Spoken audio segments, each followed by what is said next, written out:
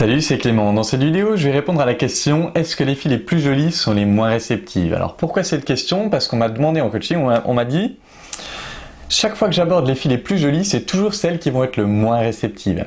Et ce que je vous invite à faire, si vous êtes dans ce cas-là, c'est à essayer de visualiser, de vous rappeler de la dernière fois que vous avez abordé une fille très jolie.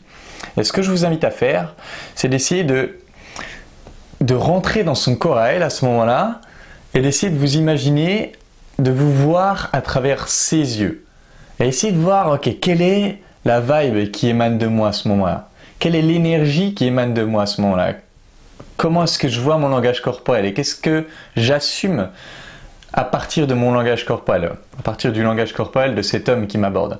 Comment est-ce que je me sens par rapport à ce qu'il me dit, par rapport à son ton de voix? Le ton de sa voix. Essayez vraiment de vous mettre à la place de la fille et de vous voir à travers ses yeux et de voir quelle énergie vous envoyez. Et ça va vous permettre de comparer. Vous allez prendre une autre situation où vous avez abordé une fille qui était moins jolie, même franchement moins jolie, une fille où vous disiez juste ouais, ben elle est pas mal, et essayez encore une fois de vous mettre dans ses chaussures à elle et de vous visualiser à ce moment-là comment était votre énergie quand vous avez abordé cette fille moins jolie. Et une fois que vous avez fait ça, comparez les deux. Est-ce que votre énergie et ce qui émanait de vous était la même chose quand vous avez abordé la fille très jolie ou la fille moins jolie? Pourquoi est-ce que ça peut être différent? Si vous abordez une fille très jolie et que vous n'avez pas l'habitude et que votre système de valeurs est un peu décalé, vous allez la voir comme sur un piédestal. Vous allez la voir comme cette personne extraordinaire que vous essayez d'atteindre. Et du coup, automatiquement, vous allez arriver avec un sentiment d'infériorité. Et je regardais il n'y a pas longtemps un Facebook Live du Dalai Lama où il parlait de l'effet miroir. Et il se trouve qu'il y a plein d'études qui ont prouvé ça depuis, qu'on a des neurones qui ont pour seul but de répliquer les émotions de l'autre pour qu'on puisse les comprendre en nous.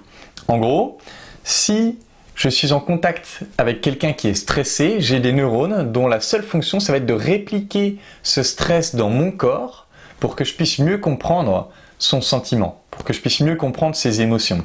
Ce qui veut dire qu'on dit en anglais « whatever you feel, she feels ».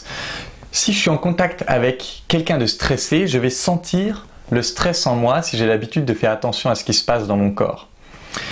Ce qui veut dire que vous arrivez voir cette fille avec un sentiment d'infériorité et elle, les neurones d'effet miroir qui sont en elle vont capter ça, elles répliquer ce sentiment en elle. Alors elle n'aura pas le sentiment d'infériorité, mais elle aura ce sentiment de quelqu'un qui veut prendre quelque chose, qui veut l'arnaquer quelque part, en elle. Elle sentira ça et automatiquement elle aura un a priori négatif sur vous. Et c'est pour ça que je vous invite à vraiment réfléchir, ok, quelle est l'énergie qui émane de moi quand je vais voir une fille très jolie? Quelle est l'énergie qui émane de moi quand je vais voir une fille moins jolie?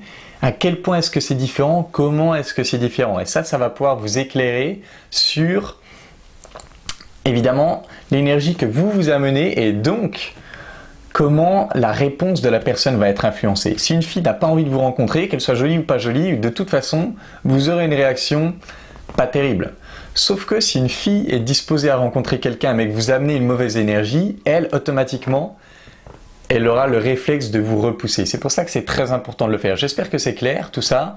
Je vous invite à faire cet exercice et si vous n'avez pas tout compris, n'hésitez pas à me poser des questions dans les commentaires. Je vous invite à tester ça.